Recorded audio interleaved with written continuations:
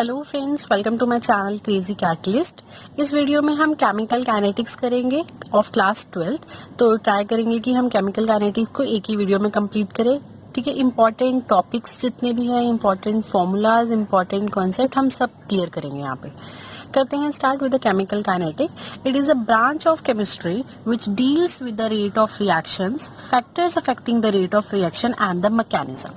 तो कहने का मतलब देखो क्या है कि जो केमिकल काइनेटिक्स है वो क्या करती है, डील करती है with the rate of reaction. अब ये रेट जो है यहाँ पे रिएक्शन का रेट कहने का मतलब क्या है, स्पीड। कि जो भी हमारी रिएक्शन की स्पीड होगी वो कौन डिटरमाइन करता है, इन द केमिकल काइनेटिक्स में ही हम डिटरमाइन करते हैं। कौन कौन से फैक्टर्स हैं जो हमारी केमिकल रिएक्शन को अफेक्ट करेंगे और उनका मैकेनिज्म क्या है। क्लियर, तो हम ये सारा करेंगे।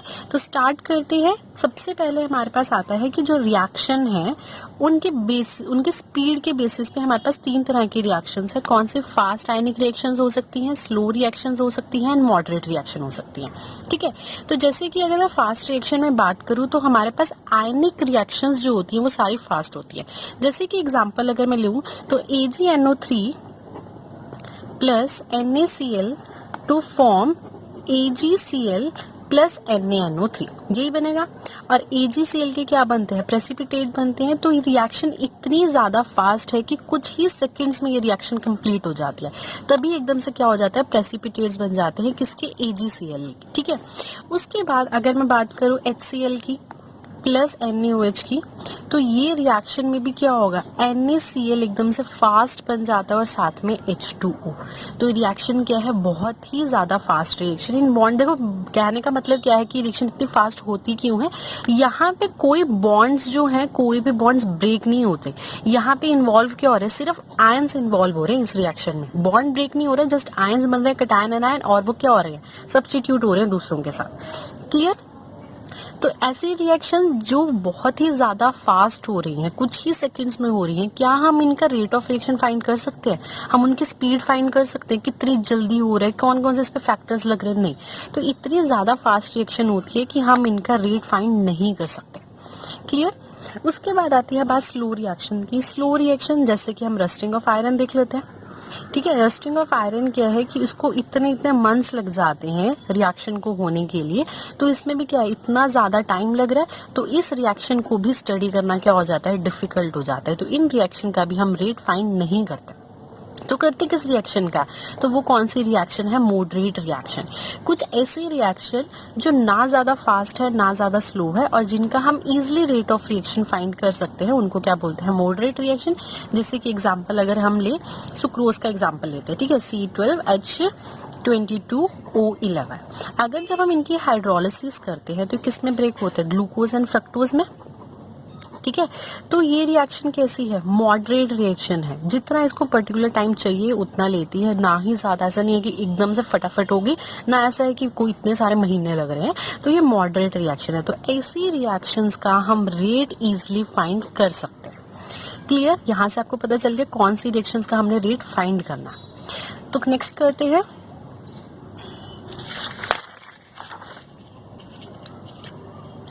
नेक्स्ट रिएक्शन है, सबसे पहले अब आता है rate of chemical reaction. Definition आती है कि रेट होता क्या है, the change in concentration of any one of the product and the reactant is called the rate of chemical reaction. तो कहने का मतलब क्या है कि जब भी हमारे पास कोई रिएक्शन हो रही है, केमिकल रिएक्शन हो रही है, जब उसमें कंसंट्रेशन ऑफ रिएक्टेंट या प्रोडक्ट चेंज होता है किससे, पर यूनिट टाइम से, तो उसको हम क्या बोलते हैं, रेट ऑफ केमिकल रिएक्शन। ठीक है, तो इसके अगर तो हमारे पास फॉर्मूला क्या हो जाएगा, rate is equals to change in concentration upon change in time. ठीक है, यही होगा रेट ऑफ रिएक्शन का। तो हम इसको क्या लिख सकते हैं, delta x upon delta T. This is the rate of change of chemical reaction. ठीक है, यही पढ़ा था हमने कि जब भी कंसंट्रेशन में चेंज होगा, चाहे वो रिएक्टेंट की हो या प्रोडक्ट की, पर यूनिट टाइम, तो उसको क्या बोलेंगे हम, रेट। यहाँ तक क्लियर हुआ। तो अगर मैं बात करूं रेट ऑफ रिएक्टेंट की, ठीक है, रिएक्टेंट की अगर मेरे को रेट निकालनी हो, जैसे यहाँ पे अगर मैं देखूं कि मेरे पास एक रिएक्शन है जिसमें R से प्रोडक्ट बन रहा है, रिएक्टेंट से प्रोडक्ट बन रहा है, तो इसमें रेट ऑफ रिएक्टेंट क्या होगी? Change in concentration upon change in time. But अब एक चीज याद रखना, रिएक्टेंट का जो रेट है वो क्या हो रहा है? टाइम के साथ साथ डिक्रीज हो रहा है। तो इसलिए जब भी हम रिएक्टेंट का रेट लिखेंगे तो उसके आगे हमेशा माइनस साइन लगाएंगे। इसका माइनस का मतलब क्या है कि with time the concentration of a reactant will decrease. ठीक है। और अगर मैं यहाँ पे रेट ऑफ प्रोडक्ट लिखती तो रेट ऑफ प्रोडक्ट क्या होता? प्रोडक्ट तो क्या हो रहा है? इंक्रीज हो रहा है ना कंसंट्रेशन के टर्म्स में, तो हम इसको क्या करेंगे? प्लस में लिखेंगे अपॉन डेल्टा टी। क्लियर? और इसको हम एवरेज रेट अगर आपको निकालने के लिए आए तो एवरेज रेट में भी सेम ऐसे ही लिखना। यहाँ तक हो गया क्लियर? अगर मैं बात करूँ अब रेट ऑफ डिसअपियरेंस की, rate of disappearance of, disappear कौन हो रहा है? रिएक्टेंट या प्रोडक्ट? तो कौन हो रहा है? रिएक्टेंट। तो rate of disappearance of reactant की बात करूँ तो ये क्या हो जाएगा? Delta R upon delta T. But याद रखना ये मॉड में होगा, इसमें नहीं, क्योंकि हमने पहले ही डिसअपियर वर्ड यूज कर दिया। हमें पहले ही पता है कि ये माइनस में ही जा रहा है, इसकी कंसंट्रेशन कम ही हो रही है, तो यहाँ पे माइनस नहीं लगाना। और अगर अपीयरेंस की बात करूँ, कौन हो रहा है? प्रोडक्ट अपीयर हो रहा है, तो यहाँ पे क्या हो जाएगा? Delta P upon delta T, और ये भी क्या है? मोड। क्लियर? रेट कैसे लिखनी है? रिएक्टेंट की एंड प्रोडक्ट की। रिएक्टेंट के आगे माइनस आ जाएगा। ठीक है। अब देखो यहाँ पे हम स्टार्ट के एग्जांपल देखते हैं। ये एग्जांपल दी हुई है PCl5 to give PCl3 plus Cl2। अगर मैं इसकी रेट की बात करूं तो रेट ऑफ रिएक्शन क्या होगा? सबका बताऊंगी आपको कैसे कैसे लिखते हैं। रिएक्टेंट में कौन है? PCl5। रिएक्टेंट के रेट कम हो रहा है तो क्या हो जाएगा? Minus of delta PCl5 upon delta T. ठीक है, is equals two of product क्या हो जाएगा? PCl3 का रेट क्या हो जाएगा? प्रोडक्ट इंक्रीज हो रहा है तो इसके आगे माइनस की लगाने की जरूरत नहीं है, PCl3 अपॉन डेल्टा टी। और क्लोरीन का क्या हो जाएगा रेट? तो ये भी क्या है? प्रोडक्ट है, तो ये भी क्या है? प्लस में जाएगा और साथ में डेल्टा टी। क्लियर हो गया? और अगर आपको मैं रेट ऑफ डिसअपियरेंस बोलती लिखने के लिए तो रेट ऑफ डिसअपियरेंस कैसे हो जाता है? यही सेम होता, बट यहाँ पे माइनस की जगह पे क्या आ जाता है? हमारा प्लस साइन आ जाता। क्लियर? अब नेक्स्ट है example 2N2O5 to form 4NO2 plus O2। अब यहाँ पे एक चीज अच्छे से देखना, क्लियर कर लेना यहाँ पे। अब मैं अगर इसकी रेट बोलती लिखने के लिए तो हम रेट रिएक्टेंट का कैसे लिखते हैं? Minus of delta N2O5 upon delta T. यही था। बट इसका क्या, आप जो ये स्टोइकियोमेट्रिक कोएफिशिएंट है, तो याद रखना जब भी हम रेट लिखते हैं तो जो भी हमारा रेट आता है स्टोइकियोमेट्रिक कोएफिशिएंट उसको हमेशा क्या कर देता है? अपने से डिवाइड कर देता है। तो जो भी यहाँ पे स्टोइकियोमेट्रिक कोएफिशिएंट होगा आप उसको यहाँ पे डिवाइड में लिखोगे। ठीक है। प्रोडक्ट का लिखना है रेट, तो क्या हो जाएगा? Delta 1/4 delta NO2 upon delta t is equals to O2 का लिखना है तो delta concentration of O2 upon delta t. Easy? देख लो यहाँ पे सिर्फ स्टोइकियोमेट्रिक कोएफिशिएंट को आपने डिवाइड में लिखना है, जैसे कि यहाँ पे रेट लिखा वैसे ही सेम लिखना है। क्लियर? अब नेक्स्ट करते हैं। नेक्स्ट हमारे पास आता है instantaneous of reaction. Instantaneous rate reaction का मतलब क्या होता है? For small change in a time. जब एक पर्टिकुलर टाइम पे कंसंट्रेशन चेंज हो, बट क्या है, बहुत ही स्मॉल चेंज हो, तो उसको हम क्या बोलते हैं? Instantaneous rate reaction. तो जैसे मैंने यहाँ पे लिखा है, the rate of change of concentration of reactant और a product at a given time. और वो जो चेंज होगा वो कैसा होगा? हमारा स्मॉल चेंज होगा। ठीक है। तो जैसे यहाँ पे एक रिएक्शन दी है, इसका हम इंस्टेंटेनियस रेट ऑफ रिएक्शन लिखते हैं। तो यहाँ पे इंस्टेंटेनियस इसका क्या हो जाएगा? Rate is equals to 1/2 stoichiometric coefficient है वो तो हमारे हमेशा डिवाइड में ही आएगा। साथ में अब डेल्टा लगाने की बजाय यहाँ पे क्या आ जाएगा? स्मॉल चेंज के लिए हम क्या लगाते हैं? डिफरेंशिएशन वर्ड लगाते हैं। तो यहाँ पे क्या हो जाएगा? D of NO2 upon d T. Small change के लिए, सिर्फ इंस्टेंटेनियस के लिए सेम ही है, डेल्टा की जगह पे क्या आ जाएगा? बस D आ जाएगा। ठीक है। फिर उसके बाद 1/2 D of NO2 upon d t, और साथ में ऑक्सीजन के लिए क्या आ जाएगा? अच्छा यहाँ पे ये देख लो, यहाँ पे माइनस साइन आएगा, रिएक्टेंट का था इसलिए रेट के माइनस, बट ये प्लस ही रहेगा और यहाँ पे क्या हो जाएगा D of O2 upon d T. Easy, clear हो गया यहाँ तक? ठीक है, अब करते हैं ग्राफ की बात कि हमारे पास सबसे पहले मैंने ग्राफ लिखा है रिएक्टेंट और टाइम के बीच में। हमें पता है कि जो कंसंट्रेशन है रिएक्टेंट की वो टाइम के साथ क्या हो रही है, डिक्रीज हो रही है, क्योंकि रिएक्टेंट प्रोडक्ट में चेंज हो रहा है, तो रिएक्टेंट की कंसंट्रेशन जब कम होगी तभी वो प्रोडक्ट में कन्वर्ट होगा। तो हम कैसे इसका ग्राफ बना सकते हैं? ठीक है, तो यहाँ पे क्या हो रही है, कंसंट्रेशन ऑफ रिएक्टेंट टाइम के साथ साथ डिक्रीज हो रही है। तो यहाँ पे अगर मैं रेट ऑफ रिएक्शन में ROR लिख रही हूँ रेट ऑफ रिएक्शन को, तो रेट ऑफ रिएक्शन क्या हो जाएगी यहाँ पे इसकी रिएक्टेंट की minus of delta R upon delta T। ठीक है, और अगर मैं इसमें यहाँ पे इंस्टेंटेनियस की बात करूं तो इंस्टेंटेनियस रेट क्या हो जाएगी minus of DR upon DT। Clear? Of product की बात करूं तो कंसंट्रेशन ऑफ प्रोडक्ट यहाँ पे क्या हो रही है हमारी, धीरे धीरे इंक्रीज हो रही है, क्योंकि रिएक्टेंट से प्रोडक्ट बनता जा रहा है। ठीक है, तो यहाँ पे कंसंट्रेशन प्रोडक्ट की क्या हो रही है, इंक्रीज। तो अगर मैं यहाँ पे स्लोप की बात करूँ तो स्लोप यहाँ पे क्या होगी, माइनस में जा रही है, नेगेटिव होगी, बट यहाँ पे जो स्लोप है वो कैसी होगी हमारी, पॉजिटिव होगी। क्लियर यहाँ तक? ठीक है, अब उसके बाद अगर मैं यूनिट्स की बात करूं तो यूनिट्स क्या होंगी रेट ऑफ रिएक्शन की, रेट हमने पढ़ा है that is change in concentration upon time. ठीक है, तो कंसंट्रेशन अपॉन टाइम, कंसंट्रेशन की यूनिट्स क्या होती हैं, मोल पर लीटर, और टाइम की यूनिट्स क्या है, सेकेंड। तो हमारे पास यूनिट्स क्या बन जाएंगी, मोल पर लीटर पर सेकेंड। इजी है ना बहुत ज्यादा? करते हैं नेक्स्ट। नेक्स्ट है हमारा law of mass action. Law of mass action क्या बोलता है, at a given temperature the rate of a given reaction is directly proportional to the product of the molar concentration of a reaction.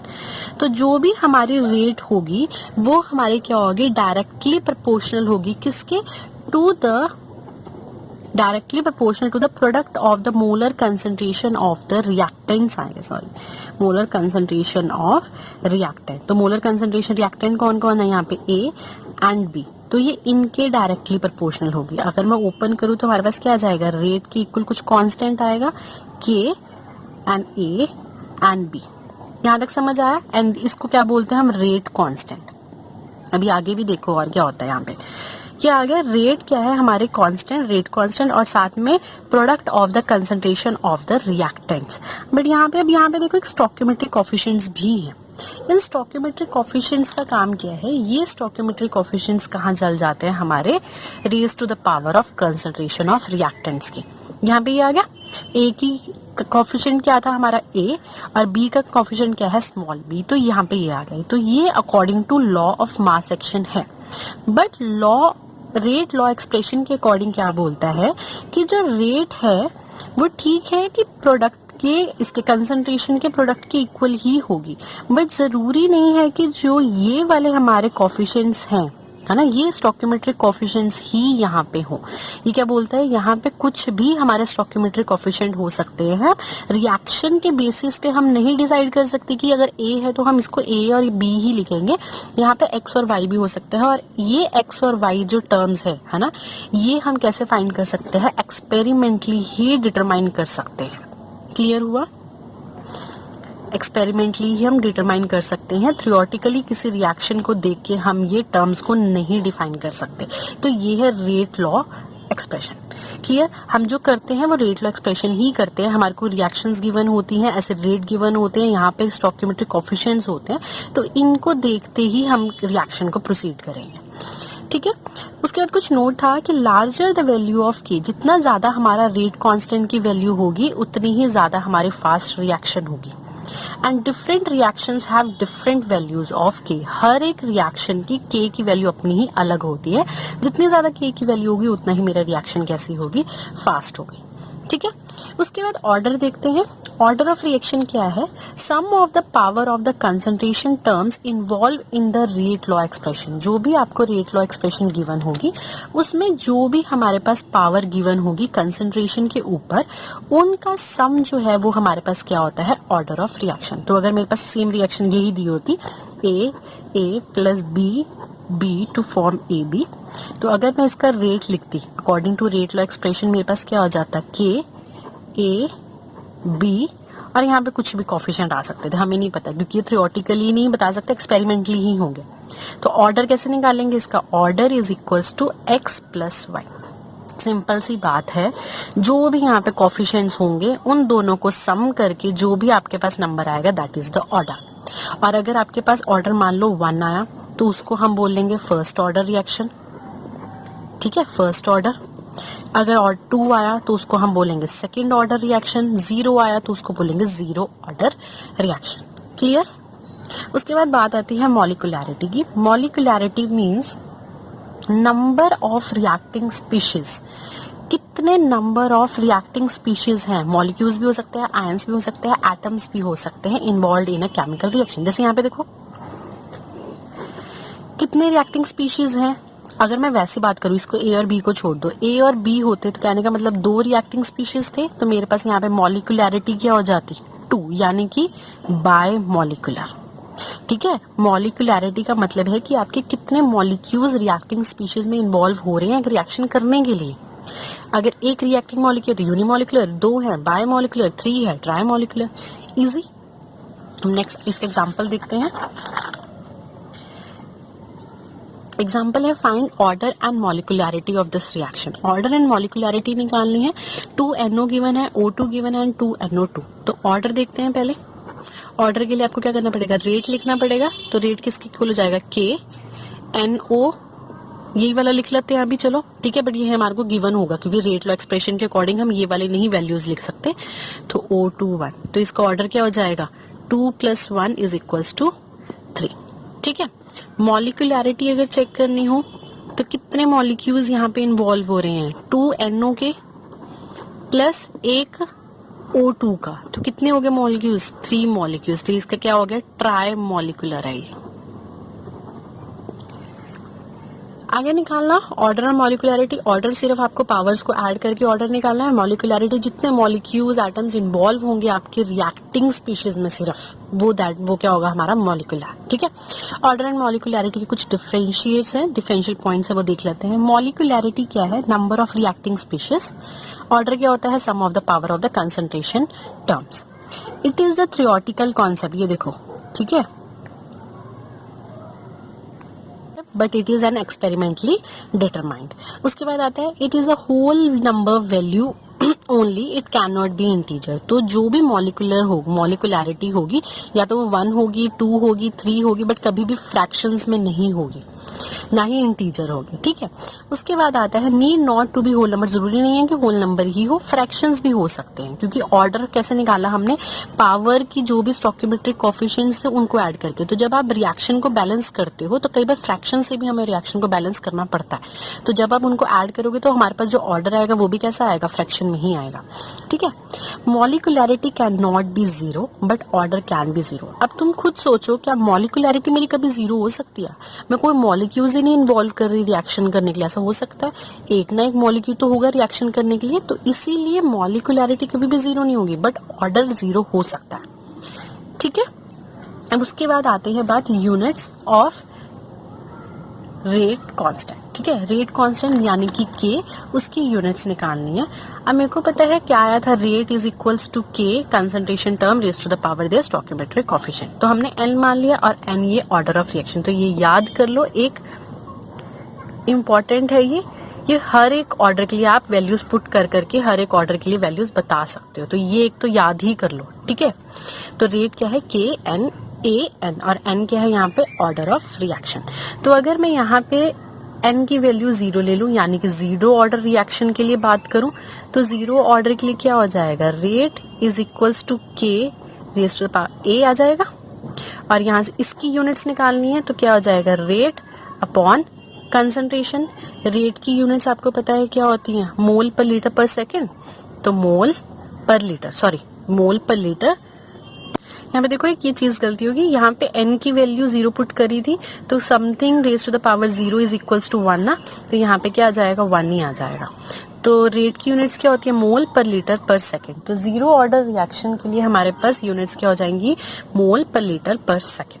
ठीक है। अगर मैं first order की बात करूं तो n की वैल्यू क्या हो जाएगी, 1, तो first order reaction. First order reaction में क्या होगा, रेट, n की वैल्यू 1 पुट कर दो तो रेज टू पावर a, यहाँ पे एक वैल्यू आ गई 1, तो k क्या हो जाएगा, रेट अपॉन a, रेट की यूनिट्स अभी करी मोल पर लीटर पर सेकेंड, अपॉन कंसंट्रेशन की यूनिट्स क्या होती है, मोल पर लीटर, तो हमारे पास कट गया, हमारे पास क्या यूनिट आ गई, पर सेकेंड। तो ये क्या निकाल के रहे हैं, ये ध्यान से सुन लो, यूनिट्स निकाल रहे हैं रेट कांस्टेंट की। मैंने क्या बोला था, रेट कांस्टेंट की वैल्यू सबके लिए अलग अलग होती है हर रिएक्शन के लिए। तो जीरो ऑर्डर रिएक्शन के लिए उसकी ये यूनिट्स आई, फर्स्ट ऑर्डर रिएक्शन के लिए उसकी ये यूनिट्स आई, ठीक है। सेम आप ऐसे सेकेंड ऑर्डर के लिए निकाल सकते हो। सेकेंड ऑर्डर रिएक्शन की आप यूनिट्स निकालो और कमेंट सेक्शन में इसको मेरे को बताओ। आपने क्या करना है, जस्ट n की वैल्यू यहाँ पे 2 पुट करनी है, ठीक है। इसकी यूनिट्स मेरे को आप कमेंट सेक्शन में बता रहा हूँ। उसके बाद नेक्स्ट है इंटीग्रेटेड रेट लॉ एक्सप्रेशन, ठीक है। इंटीग्रेटेड रेट लॉ एक्सप्रेशन हमारे जो, अगर आप एनसीईआरटी बुक देखोगे तो हमें सिर्फ 2 ही करनी है, एक तो जीरो ऑर्डर के लिए, एक first order reaction. Order reaction के लिए हमने इंटीग्रेटेड रेट लॉ एक्सप्रेशन करना है, यानी कि यहाँ पे रेट कांस्टेंट का एक फॉर्मूला निकालना होता है हमने, ठीक है। तो स्टार्ट करते हैं। हम मान लेते हैं हमारे पास कोई रिएक्शन हो रही है जिसमें ए हमारा रिएक्टेंट है और ए किस में कन्वर्ट हो रहा है, हमारे प्रोडक्ट में कन्वर्ट हो रहा है, ठीक है। तो यहाँ पे हमने क्या मान लिया कि आएगी rate is equals to, reactant की रेट लिखेंगे, रिएक्टेंट माइनस में जाता है तो minus d A upon d t, ठीक है। और हम दूसरे वाले अभी जो हमने पढ़ा रेट लॉ एक्सप्रेशन के बेसिस पे क्या हो जाएगा, के ए जीरो ऑर्डर है, देन एन की वैल्यू क्या है यहाँ पे 0, तो ये क्या हो जाएगा 0, और ये something raise to the power 0 is 1, तो ये हो जाएगा इक्वल टू के। यहाँ तक क्लियर हुआ, देख तो एक बार अच्छे से, ठीक है। उसके बाद हम क्या बोल सकते हैं कि जो minus of d A upon d T है दैट इज इक्वल्स टू के, क्योंकि ये भी रेट है ये भी रेट ही है, ठीक है। तो हम ये इक्वल रख दें, तो हम शफल करेंगे तो क्या आ जाएगा, minus of d A is equals to k d t. ये पूरा एक कितने वो है, सॉरी डेरिवेशन है, आती है डेरिवेशन, तो इसको अच्छे से समझना, ठीक है। यहाँ तक हो गया। अब उसके बाद क्या करेंगे, अब इंटीग्रेशन करेंगे, तो इंटीग्रेशन स्टार्ट करते हैं, माइनस डी, माइनस पहले ही हमने बाहर निकाल दिया इंटीग्रेशन के, रेट कांस्टेंट है, के कांस्टेंट बाहर है, तो ये भी इंटीग्रेशन के बाहर निकाल दिया। तो हमारे पास क्या आ जाएगा, यहाँ पे क्या बन जाएगा, माइनस ऑफ ए, क्योंकि देखो डिफरेंशिएशन करना फिर किसी की इंटीग्रेशन करना तो ये दोनों कैंसिल ही हो जाते हैं, तो हमारे पास क्या आएगा, minus A is equals to k d t की इंटीग्रेशन क्या होगी, टी के इक्वल प्लस एक इंटीग्रेशन कांस्टेंट, ठीक है। अब क्या बोलते हैं, हमें आई की वैल्यू निकालनी है, और आई की वैल्यू कब आएगी, जब हम एक इनिशियल की बात करेंगे, जब हमारी रिएक्शन स्टार्ट हुई थी। तो एट इनिशियल कंसंट्रेशन जो मेरा ये ए है, जब ये मतलब ये वो वाला ए है जब मेरी रिएक्शन प्रोसीड हो चुकी है ना, जब हो रही है तो धीरे धीरे जब प्रोडक्ट में कन्वर्ट हो रहा है, तो इनिशियली कैसा था, ए नॉट के इक्वल। जब मैं टाइम ही इनिशियल का ले रही हूँ तो मैं ए को भी क्या बोलूंगी कि स्टार्टिंग में तो मेरा ए नॉट थी ना कंसंट्रेशन, और टाइम कैसा था उस टाइम पे 0 था, क्योंकि जब मेरी रिएक्शन अभी स्टार्ट हुई थी, जब इनिशियल टाइम था तो टाइम कितना था 0। ये वाली वैल्यूज अगर मेरे को यहाँ में मैं पुट करूँ तो मेरे पास क्या वैल्यूज आ जाएगी, ए की जगह पे ए नॉट वैल्यू पुट करनी है, ठीक है, के और टी की जगह पे 0 वैल्यू पुट करनी है प्लस आई, तो यहाँ से मेरे पास क्या आ गया, I is equals to minus of A naught आ गया। ये वाली वैल्यू को इस इंटीग्रेशन में हम पुट कर देते हैं, तो हमारे पास क्या वैल्यू आ जाएगी, minus of A is equals to k t minus A not, ये आया। तो ये हमारे पास क्या आ गई, integrated rate law equation for the zero order reaction. तो यहाँ से के की वैल्यू निकाल लो, के क्या बन जाएगा, A naught minus A upon time. Most important आपको ये फॉर्मूला याद रखना है। एक तो ये तो डेरिवेशन तो सिंपल सी है, 2-3 बार करोगे समझ आ जाएगी, ठीक है, यहाँ तक तो समझ आई गई होगी। उसके बाद थोड़ा सा ये आपको स्टेप खुद से लेट करके करना है कि हम अगर मान लेते हैं कि इनिशियल कंसंट्रेशन थी, तो जो ए कंसंट्रेशन है वो मेरी इनिशियल कंसंट्रेशन ए नॉट के इक्वल होगी, और टाइम कैसा होगा उस टाइम पे 0। तो यहाँ से हमने आई की वैल्यू निकाल के इसमें वैल्यू पुट करके मेरे पास क्या आ गया, रेट कांस्टेंट आ गया for the zero order reaction, that is equals to initial concentration minus दूसरी वाली कंसंट्रेशन आफ्टर टाइम टी वाली अपॉन टी। क्लियर यहाँ तक। अब उसके बाद अगर मैं हाफ लाइफ की बात करूं, ठीक है, हाफ लाइफ का मतलब होता है time where half of the reactant is consume, जहां पे हमारा जो रिएक्टेंट था, इनिशियल रिएक्टेंट था, वो हाफ क्या हो चुका है, कंज्यूम हो चुका है। तो वो वाला टाइम हाफ लाइफ, तो ये कैसे निकालेंगे हम, टी को हम मान लेंगे यहाँ पे टी हाफ, ठीक है, टी 1/2। और अब खुद देखो, अगर मेरी कंसंट्रेशन ये वाली है ना, इनिशियल कंसंट्रेशन कितनी हो जाएगी, इनिशियल कंसंट्रेशन देखो ध्यान से समझो, हाफ लाइफ बोला है तो रिएक्टेंट जो है मेरा वो हाफ कंज्यूम हो चुका है। मतलब जब स्टार्टिंग में ए नॉट रिएक्शन थी, ए नॉट कंसंट्रेशन थी मेरी रिएक्टेंट की, तो हाफ टाइम होने के बाद कितनी हो गई होगी, A0/2। ठीक है, तो ये वाली वैल्यूज किसमें, अपने रेट कांस्टेंट वाली जो वैल्यू है तो उसमें पुट कर दो, ये वाली में A0 minus A upon T में वैल्यू पुट कर दो, तो क्या बन जाएगा, T is equals to A0 कितना है, A0/2 minus A upon T क्या है, T1/2। तो जब इसको शफल करोगे, सॉल्व करोगे, हमारे पास आ जाएगा T½ is equals to 2A0 minus A0 upon 2 k, यही आया। इसको ऊपर ले जाओ और इसको नीचे, है ना, तो T½ मेरे पास कितना हो गया, हमारे पास A0 अपॉन 2 की। तो ये भी इंपॉर्टेंट है, half life time for the zero order reaction is equals to A0 upon 2 k. तो याद रखना, हाफ लाइफ जो है जीरो ऑर्डर रिएक्शन की, वो मेरी इनिशियल कंसंट्रेशन पे डिपेंड करती है, और रेट कांस्टेंट की क्या है, इनवर्स है, वो भी ट्वाइस में। क्लियर, यहाँ तक क्लियर हो गया होगा। अच्छा, एक कई बार टर्म आ जाती है टाइम ऑफ कंप्लीशन। अब टाइम ऑफ कंप्लीशन का मतलब क्या है कि जब आपकी जो कंसंट्रेशन है ये वाली, है ना, जो सिंपल हम ए वाली कंसंट्रेशन लेते थे आफ्टर टाइम टी, जब ये हमारे इक्वल टू 0 हो जाए तो हमारे पास टाइम ऑफ कंप्लीशन आ जाता है। तो वैल्यू पुट कर दो, ये वाले में वैल्यू पुट कर दो, तो हमारे पास क्या आ जाएगा, k is equals to A0 minus 0 upon t. तो मेरे पास यहाँ से क्या आ गया, टी की अगर मैं बात करूँ, टी कंप्लीशन, टी सी लिख सकते हो आप यहाँ पे, तो ये किसके इक्वल आ जाएगी, A0 अपॉन के। क्लियर, ये है हमारा टाइम ऑफ कंप्लीशन। मेन क्या है, एक आपको रेट कांस्टेंट पता होना चाहिए for the zero order reaction के लिए, उसके बाद आपको हाफ लाइफ पता होना चाहिए for the zero order reaction, ये फॉर्मूला A0 अपॉन 2 के, और time of completion. Most important ये तीन चीजें हैं, तीनों के फॉर्मूले याद रखना, क्योंकि न्यूमेरिकल डायरेक्ट आते हैं तो फॉर्मूले याद होने चाहिए। ठीक है, अच्छा इसका ग्राफ देखते हैं। अब आपको जीरो ऑर्डर रिएक्शन के लिए ग्राफ बोला है कंसंट्रेशन और टाइम के बीच में। अब आप खुद सोचो, टाइम और कंसंट्रेशन में क्या रिलेशन बन रहा है जीरो ऑर्डर रिएक्शन के लिए, ये वाला। अगर मैं इसको शफल करूं, देखो जब भी आपको रिएक्शन ये बनाना है ना ग्राफ, तो हम करते होते हैं ना y is equals to mx plus c intercept की फॉर्म में जब बनाते हैं स्लोप वगैरह, ये स्लोप होता है, ये इंटरसेप्ट होता है, और x और y के बीच में हम ग्राफ बनाते हैं। तो इस फॉर्म में ले आओ उसे।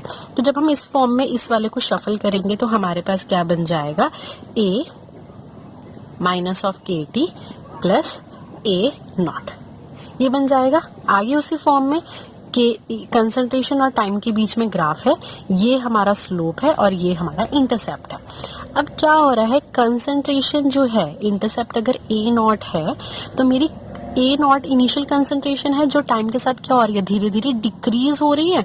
तो यहाँ पे क्या आ जाएगा, हमारी कंसंट्रेशन क्या हो रही है, धीरे धीरे डिक्रीज हो रही है। तो ये क्या हो गया, इंटरसेप्ट क्या है हमारा A0, स्लोप क्या है माइनस ऑफ के। ये इंपॉर्टेंट है, अब स्लोप पूछ लेते हैं कई बार जीरो ऑर्डर रिएक्शन की, तो स्लोप क्या है, slope is equals to minus of k. ठीक है, अच्छा अब ये वाला देखो, रेट और कंसंट्रेशन। जीरो ऑर्डर रिएक्शन में जो रेट है वो कंसंट्रेशन के कैसे है, रेट और कंसंट्रेशन में कैसे है, क्या है, नहीं है, डिपेंड ही नहीं करती, क्योंकि यहाँ पे क्या है हमारे पास, देखो रेट जो है वो कंसंट्रेशन की कैसे होती है, जब concentration raise to the power n की वैल्यू क्या होगी यहाँ पे 0 यहाँ पे मतलब 1, तो मेरा जो रेट है वो मेरे रेट कांस्टेंट के इक्वल ही आ जाता है, कंसंट्रेशन पे तो डिपेंड ही नहीं करता। याद रखना, जीरो ऑर्डर रिएक्शन में जो रेट है it is independent of the concentration, क्योंकि जीरो ऑर्डर है तो मेरे रिएक्टेंट की कंसंट्रेशन पे तो रेट डिपेंड करेगा ही नहीं, तो ये क्या है, इंडिपेंडेंट, इसीलिए हमारा ग्राफ कैसा आएगा, ऐसा लीनियर। ठीक है, first order reaction. First order reaction same zero order reaction की तरह ही है, बस यहाँ पे n की वैल्यू क्या होगी हमारी 1। तो हमने R रिएक्टेंट लिया, ये किसी प्रोडक्ट में कन्वर्ट हो रहा है, ठीक है। सेम वैसे वैसे ही करेंगे। अब क्या लिखना है, रेट लिखेंगे। तो रेट किसके इक्वल होता है, minus d r upon d t, और इन रेट लॉ एक्सप्रेशन के अकॉर्डिंग किसके इक्वल हो जाएगा, R raise to the power 1, ठीक है। तो यहाँ से जब हम इसको इंटीग्रेट करेंगे हमारे पास क्या आ जाएगा, minus of d r upon d t is equals to k. अच्छा, ये शफल नहीं किया, ये वाली चीज यहाँ पे चली जाएगी क्योंकि ये तो raise to the power r है। ये वाली चीज पहले मैं आपको सिंपल ही करवा देती हूँ, रुको, पहले ऐसे ही लिखते हैं। ये वाली चीज है, अब देखो इसको मेरे को इंटीग्रेट करना है। मेरे को पता है मैं सेम टर्म्स को नीचे ले आऊं, तो मैं इस वाले को इधर ले आऊंगी, डी टी को ऊपर ले जाऊंगी। तो क्या बन जाएगा मेरे पास, माइनस और डी आर अपॉन आर के डी टी। अब करो इसको इंटीग्रेशन, अब इजी है, ठीक है। जब इसकी इंटीग्रेशन करेंगे तो क्या आ जाएगा, जब भी कोई किसी के साथ हम डिफरेंशिएट कर रहे हो और वही फंक्शन जब हमारा नीचे होता है तो लॉग में चली जाती है टर्म, तो क्या आ जाएगा, minus log of r is equals to k constant है, डी टी की इंटीग्रेशन क्या हो जाएगी, टी प्लस साथ में कोई इंटीग्रेशन कांस्टेंट, ठीक है। अब सेम जब आई की वैल्यू निकालनी है तो वो कौन सा लेना पड़ेगा हमें, टाइम, इनिशियल टाइम लेना पड़ेगा। तो इनिशियल टाइम में इनिशियल कंसंट्रेशन किसके इक्वल होगी, मेरा आर किसके इक्वल होगा, आर नॉट के, और टाइम क्या होगा इनिशियली में, टाइम 0। ये वैल्यू पुट कर दो तो क्या बन जाएगा, माइनस ऑफ एल एन जो है मेरा आर नॉट के इक्वल, के टाइम की वैल्यू 0 प्लस आई, तो यहाँ से आई की वैल्यू मेरे पास क्या बन जाएगी, minus l n of r not. अब जब इंटीग्रेशन कांस्टेंट की वैल्यू आ गई तो हम क्या करेंगे, इस वाली वैल्यू में इसको पुट कर देंगे। देखो सेम वैसे ही है, आप जीरो ऑर्डर रिएक्शन को एक दो बार ट्राई करो तो आपसे फर्स्ट ऑर्डर भी इजीली हो जाएगी, ठीक है। तो जब हमने इसमें वैल्यू पुट करी तो क्या बन गया, minus of l n r is equals to k t plus I की वैल्यू क्या आई थी, minus of l n r not, यही बना, ठीक है। तो जब हम इसको भी अब सॉल्व करेंगे तो लास्ट में क्या आ जाएगा, k is equals to 1/t आएगा, साथ में natural log r not upon r. ये तो पता है ना, जब एल एन माइनस ऑफ ये हो तो डिवाइड में चला जाता है ना, अगर log r not minus l n r है तो ये क्या चला जाएगा, डिवाइड में चला जाता है ऐसे।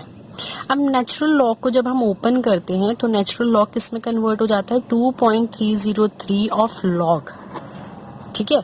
तो यहाँ पे क्या आ गया, t log of R naught initial concentration upon final concentration. तो ये आ गया हमारे पास formula for the rate constant for the first order reaction. क्या है, rate constant is equals to 2.303 t log of initial concentration upon final concentration of the reactant. Most important, बहुत सारे न्यूमेरिकल्स यहाँ से आते हैं, ठीक है। यहाँ तक हो गया। अब हाफ लाइफ करें इसकी भी। हाफ लाइफ वही जब हमारी जो इनिशियल कंसंट्रेशन थी, है ना, जो मेरा इनिशियल कंसंट्रेशन है वो हाफ कंज्यूम हो चुकी है। तो अगर मैं इनिशियल कंसंट्रेशन आर नॉट को क्या मान लूँ, यहाँ पे आर नॉट बाय 2 मान लो, और टी कितना हो जाएगा मेरा यहाँ पे, टी हाफ। सेम वैसे ही वैल्यू पुट करो तो क्या आ जाएगा, k is equal to 2.303, t की जगह पे टी हाफ पुट कर लो, लॉग और आर नॉट की जगह पे क्या पुट करोगे, r not by 2 upon, sorry r, एक मिनट होगा, ये आर की जगह पे आर नॉट बाय 2 पुट करोगे, क्योंकि जो हमारे पास टाइम वाली कंसंट्रेशन है वो हमारी इतनी इनिशियल कंसंट्रेशन के हाफ हुई थी, ठीक है। तो यहाँ पे तो ऊपर आर नॉट ही रहेगा, यहाँ पे हो जाएगा आर नॉट बाय 2। तो जब आप इसको सॉल्व करोगे, मैं आपको लास्ट में बता देती हूँ, अब इसको सॉल्व खुद करना। इसको लास्ट में सॉल्व करके हमारे पास आ जाएगा 0.693 upon k. Half life for first order reaction, most important. बार बार एक एक नंबर में भी आपसे डायरेक्ट फॉर्मूले पूछ लेते हैं इस केमिकल काइनेटिक चैप्टर में। तो half life first order reaction के लिए कितनी है, 0.693 अपॉन के। इजी, ठीक है। अब यहाँ पे एक चीज देखो, ग्राफ देखते हैं अब हम इसके। अगर मैं ग्राफ की बात करूं रेट और कंसंट्रेशन के बीच में, तो रेट और कंसंट्रेशन मेरा कैसा था, हमने क्या पढ़ा कि जो रेट है वो मेरे के कंसंट्रेशन, एन की वैल्यू यहाँ पे क्या है 1, क्योंकि फर्स्ट ऑर्डर रिएक्शन है। तो जो रेट है डायरेक्टली प्रोपोर्शनल हुई कंसंट्रेशन के, डायरेक्टली प्रोपोर्शनल है, तो ग्राफ कैसा आएगा, ऐसा, ठीक है। जीरो ऑर्डर के लिए याद रखना रेट जो है वो इंडिपेंडेंट ऑफ कंसंट्रेशन होता है, बट फर्स्ट ऑर्डर के लिए जो रेट है वो कंसंट्रेशन के डायरेक्टली प्रोपोर्शनल होता है, ठीक है। अब यहाँ पे बात आती है अकॉर्डिंग टू इस वाली क्वेश्चन, जो मेरा रेट कौन ये आई है वैल्यू, इसके अकॉर्डिंग मेरा ग्राफ कैसे बन रहा है कंसंट्रेशन में और टाइम के बीच में। तो इसको भी हम सेम वैसे ही इंटरसेप्ट वाली फॉर्म में जब आप सॉल्व कर लोगे तो हमारे पास क्या आ जाएगा, इसका ग्राफ कैसा होगा, ऐसा। और जो इंटरसेप्ट होगा वो क्या होगा, मेरा लॉग ऑफ आर नॉट, क्योंकि इनिशियल कंसंट्रेशन के इंटरसेप्ट हो जाएगा। और जो स्लोप की वैल्यू है, स्लोप क्या आ जाएगा मेरा, माइनस ऑफ k अपॉन 2.303। ये भी याद कर लो, इम्पोर्टेंट है। जितना भी मैंने करवाया मैंने सारे इम्पोर्टेंट पॉइंट्स ही लिए हैं कि आपको याद हो जाए, ठीक है। शॉर्ट में मैं करवा रही हूँ सारा।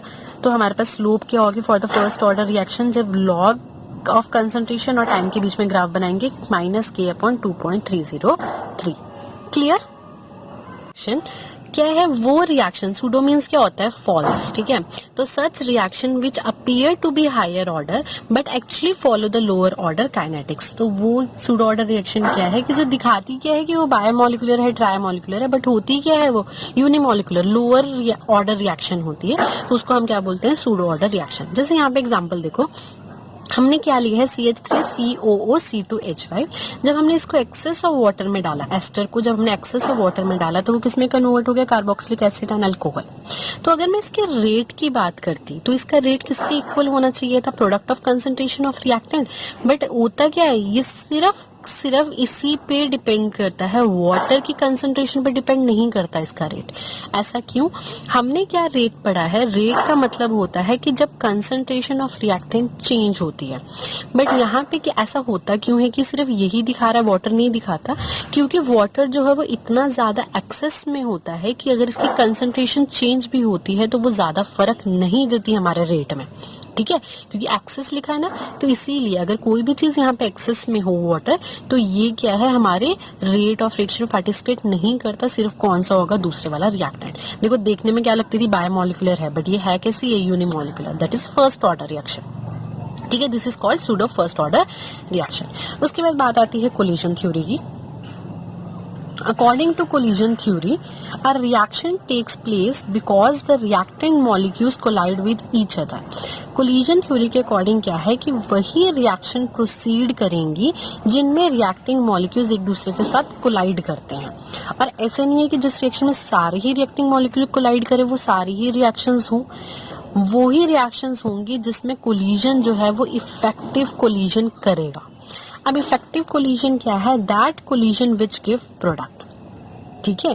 तो इफेक्टिव कोलिजन वही है जो रिएक्शन हमें जो रिएक्टेंट कोलाइड होने के बाद प्रोडक्ट बनाए, उनको हम क्या बोलेंगे, इफेक्टिव कोलिजन्स।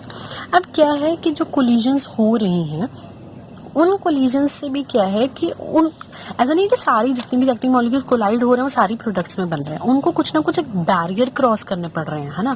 वो क्या कंडीशंस है, सबसे पहले आता है energy barrier. To make effective collision को अगर मेरे को इफेक्टिव बनाना है तो they should have a sufficient energy to break the bonds of reacting molecule. तो मेरे जो रिएक्टिंग स्पीशीज थे उनको ऐसे कोलाइड होना पड़ेगा कि वो अपने बीच में जो रिएक्टिंग मॉलिक्यूल्स के बीच में जो बॉन्ड है उसको ब्रेक करके प्रोडक्ट में कन्वर्ट हो जाए। तो इस एनर्जी बैरियर को उनको क्रॉस करना पड़ेगा। तो उसके लिए उनको क्या चाहिए, कुछ एनर्जी चाहिए, और उस एनर्जी को क्या बोलते हैं, the minimum energy which the colliding molecule must possess is called threshold energy. वो energy, minimum energy reacting molecules की जब कोलाइड हो रही हैं तो उस एनर्जी को क्या बोलते हैं, थ्रेशोल्ड एनर्जी। मतलब थ्रेशोल्ड एनर्जी मिनिमम होनी ही चाहिए अगर मेरी रिएक्टिंग मॉलिक्यूल्स को प्रोडक्ट में कन्वर्ट होना है, ठीक है। फिर आता है activation energy, minimum extra energy absorb by the reactant so their energy become equal to threshold value. अब ऐसा तो नहीं है कि सारी ही रिएक्टिंग मॉलिक्यूल्स जो मेरे हैं उन सबकी थ्रेशोल्ड एनर्जी की वैल्यू इक्वल होगी या ग्रेटर होगी, ऐसा जरूरी तो नहीं है। तो उनको कुछ ना कुछ एनर्जी किसी से लेनी पड़ेगी थ्रेशोल्ड एनर्जी की इक्वल बनने के लिए। तो वो जो एक्स्ट्रा एनर्जी लेते हैं उनको क्या बोलते हैं हम, एक्टिवेशन एनर्जी, ठीक है। तो यहाँ पे देखो जैसे मैंने ग्राफ बनाया है, ये एनर्जी है, ये प्रोग्रेस ऑफ रिएक्शन हो रही है, रिएक्टेंट से प्रोडक्ट बन रहा है। तो अब यहाँ पे क्या है, रिएक्टिंग मॉलिक्यूल्स होंगे, एक दूसरे के साथ कोलाइड हो रहे हैं, उनकी एनर्जी बढ़ रही है, बट ऐसा है कि वो एनर्जी बढ़ के यहाँ तक पहुंच जाए, जरूरी तो नहीं है सारी। अब देखो मॉलिक्यूल्स कोलाइड होते हैं, जरूरी नहीं है कि सारे मॉलिक्यूल्स ऐसे कोलाइड हो कि उनकी एनर्जी यहाँ तक पहुंच जाए, कहीं नहीं होंगे। तो उनको क्या करना पड़ता है, एक्टिवेशन एनर्जी गेन करके वो क्या बन जाते हैं, थ्रेशोल्ड एनर्जी के इक्वल आ जाते हैं, और यहाँ पे एक वो एक्टिवेटेड कॉम्प्लेक्स इंटरमीडिएट स्टेट बनाते हैं। उसके बाद टूटने के बाद, डिसोशिएट होने के बाद क्या बन जाते हैं, प्रोडक्ट बन जाते हैं। तो वो एनर्जी जो एब्जॉर्ब कर रहे हैं थ्रेशोल्ड एनर्जी बनने के लिए, इक्वली ग्रेटर बनाने के लिए, और इस बैरियर को क्रॉस करने के लिए, उसको हम क्या बोलेंगे, एक्टिवेशन एनर्जी। तो अगर मैं बात करूं तो जो मेरे पास थ्रेशोल्ड एनर्जी होती है, थ्रेशोल्ड एनर्जी जो है वो किसके इक्वल होगी, मतलब थ्रेशोल्ड एनर्जी कब बन रही है, जब एक्टिवेशन एनर्जी और साथ में energy of reacting molecules mix हो रही है। ठीक है, जब इन दोनों की एनर्जी, जितनी रिएक्टिंग मॉलिक्यूल्स के पास एनर्जी है, साथ में वो एक्टिवेशन एनर्जी जितनी ले रहे हैं, वो एनर्जी क्या है, हमारी threshold energy.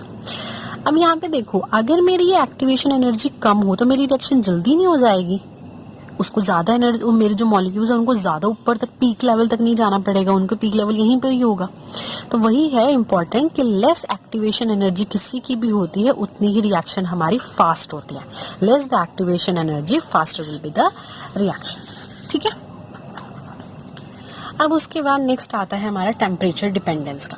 Temperature dependence most important है कि हमारा जो केमिकल रिएक्शन है वो टेम्परेचर पे कैसे डिपेंड करती है। For a chemical reaction with rise in temperature by 10 degree Celsius the rate constant become double. तो अगर मेरी कोई रिएक्शन चल रही है और उस रिएक्शन में अगर मैं टाइम को बढ़ा दूं तो एज कंपेयर टू पहले वाले टेम्परेचर के मेरी जो अब रेट ऑफ रिएक्शन आएगी वो उससे भी डबल हो जाएगी। ठीक है, तो टेम्परेचर कोफिशिएंट क्या होगा, रेट कांस्टेंट किसका, जब मैंने इनिशियल टेम्परेचर में जब 10 डिग्री राइज कर दिया, अपॉन रेट कांस्टेंट किसका, जब टेम्परेचर T था। ठीक है, अब ग्राफ देखो, यहाँ पे एक चीज समझना अच्छे से, ये है फ्रैक्शन ऑफ मॉलिक्यूल्स, ये है काइनेटिक एनर्जी। ये सिंपल है जब टेम्परेचर T1 था।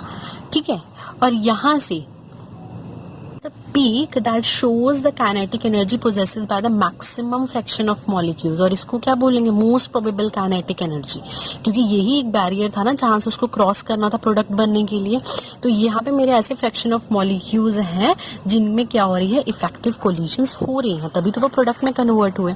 अब क्या किया मैंने, इस टेम्परेचर से 10 डिग्रीज में और टेम्परेचर डाल दिया, तो क्या मैंने देखा कि जो मेरी ये रिएक्शन थी ना, ये कुछ ग्राफ अब ऐसे हो गया।